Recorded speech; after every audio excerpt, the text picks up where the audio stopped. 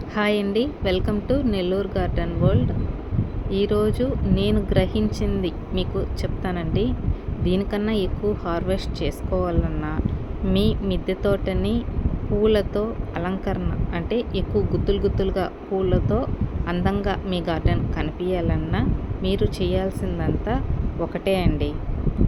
ఈ వీడియోని లాస్ట్ వరకు స్కిప్ చేయకుండా చూడండి. నేను అనుకున్నాను మనం ఎగ్సెల్స్ వీక్లీ వన్స్ ఇస్తే సరిపోతుంది కాల్షియంకి అని అనుకున్నాను కదండి. అది సరిపోవండి. నేను గ్రహించింది ఏమిటంటే వీక్లీ థ్రైస్ అంటే ఎగ్సెల్స్ పౌడర్ మాత్రం కాకుండా కాల్షియం మనం ఎలా మనం దానికి అందించాలి అనేది కూడా నేను తెలుసుకున్నానండి. ఇదేంటంటే బనానా పీలు ప్లస్ వేప నూనె అండి.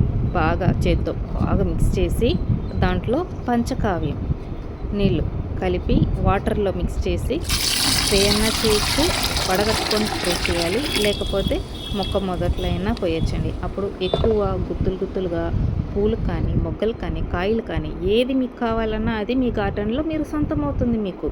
ఓకేనా అండి. అదేవిధంగా నేను ఎగ్సెల్స్ పౌడర్ని వీక్లీ వన్స్ ఇవ్వడం వల్ల కాయలు బాగానే వస్తున్నాయండి. టమాటో కూడా మీకు చూపించాను, కాయలు ఎక్కువగానే వస్తున్నాయి. బట్ కింద అడుగు బాగాన ఆ కాయ అడుగు బాగాన ఖరాబ్ అయిపోతుందండి. ఏమని గ్రహిస్తే అది కాల్షియం లోపం అంటండి. బాగా ఎండ కాస్తుంది దానికి, అయినా కాల్షియం లోపం. దానికి ఇంకో రకంగా కూడా మనం ఇవ్వచ్చు. ఇప్పుడు మనం ఎగ్ని ఆమ్లెట్గా వేసుకుంటాం, ఉడకబెట్టి తింటాం, కూర చేసుకొని తింటాం. అదేవిధంగా దానికి కూడా వెరైటీగా అందిస్తూ ఉండాలంటండి. నేను తెలుసుకున్నానండి, మీకు చెప్తున్నాను. ఈ వీడియో కానీ నచ్చితే లైక్ చేయండి, షేర్ చేయండి, కమెంట్ చేయండి. ఇంకా ఎగ్ని ఎలా మనం ఉపయోగించవచ్చో మీకేమన్నా అవగాహన ఉంటే నాకు కమెంట్ రూపంలో తెలపండి ప్లీజ్. అలాగే సబ్స్క్రైబ్ కూడా చేసుకోండి. ఈరోజు మా వారిని హార్వెస్ట్ చేయమని చెప్పానండి, అందులో ఒక సంతోషం. థ్యాంక్ యూ అండి.